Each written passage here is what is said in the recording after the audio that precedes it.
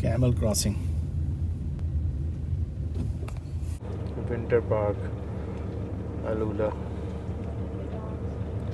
December 24, 2021.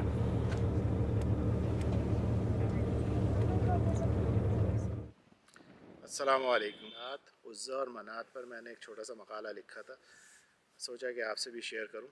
اللہ تعالیٰ نے قرآن میں حکم دیا کہ صرف اسی کو پکارا جائے. نبی صلی اللہ علیہ وسلم کے منہ سے کہلوایا ہے کہ جب مجھ پر مصیبت آتی ہے تو میں صرف اللہ کو پکارتا ہوں.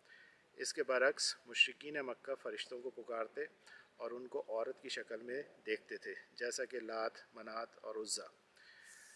قرآن کہتا ہے، کیا تم نے لات، العزا اور ایک تیسری منات کو دیکھا؟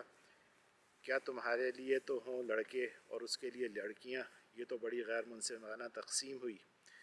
یہ صرف چند نام ہیں جو تم نے اور تمہارے آباء و اجداد نے رکھ لی ہیں. اللہ کی طرف سے ان پر کوئی سند نہیں اتری.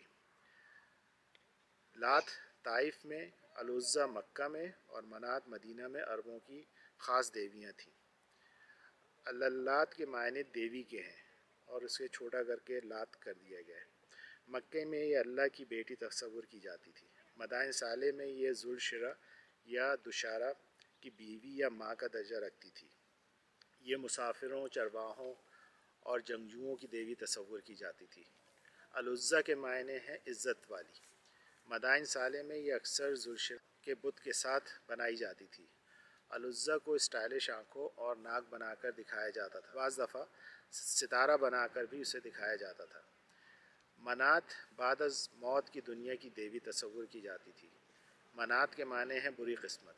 مدائن صالح میں اس کی پرستش ان کی قبروں کی محافظ اور ان کی وصیتوں کی محافظ کے طور پر کی جاتی تھی، جو ان کی موت کے بعد ان کی قبروں کی حفاظت کرے اور ان کی خواہشات کی تکمیل کرے. الکلبی المتوفی 204 ہجری اپنی کتاب الاسنام میں بتاتا ہے کہ عرب طواف کعبہ میں پکارتے اور اللات اور العزا اور منات یہ تو بہت بلند پرندہ نما حسین دیویاں ہیں اور بے شک ان کی شفاعت قبول کی جاتی ہے.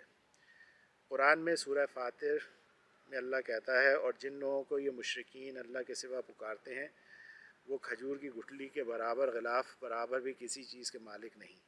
اگر تم ان کو پکارو تو وہ تمہاری پکار کو سن نہیں سکتے، اور اگر وہ سن بھی لیں تو تمہاری مراد پوری نہیں کر سکتے. اور قیامت کے روز یہ لوگ تمہاری شرک سے لاعلمی کا اظہار کریں گے اور آپ کو اللہ خبیر کی طرح کوئی خبر نہیں دے سکتا. افسوس، ایک ضعیف روایت ہے جس کو صحیح قرار دے کر کہا جاتا ہے کہ فرشتوں کو پکارنا جائز ہے، حالانکہ لات، منات اور عزا کو اہل عرب فرشتہ ہی سمجھتے تھے جن کے خلاف نبی صلی اللہ علیہ وسلم نے جہاد بلند کیا. اور کہا گیا کہ اس مسند براز کی ایک ضعیف روایت میں کہ اگر آپ کسی ویرانے میں چلتے ہوئے آپ کو موچ آ جائے تو آپ کہیں، اللہ کے بندوں یعنی فرشتوں میری مدد کرو. یہ کیسے ممکن ہے کہ نبی صلی اللہ علیہ وسلم جو ہیں، جو کہ خود ان دیویوں کی مخالفت میں دین حق لے کر اٹھے، وہ جو ہیں یہ ترغیب دیتے کہ لوگ جو ہیں فرشتوں کو پکاریں. آخر میں آپ سے درخواست ہے کہ اپنی دعاؤں میں یاد رکھیے گا. اللہ حافظ.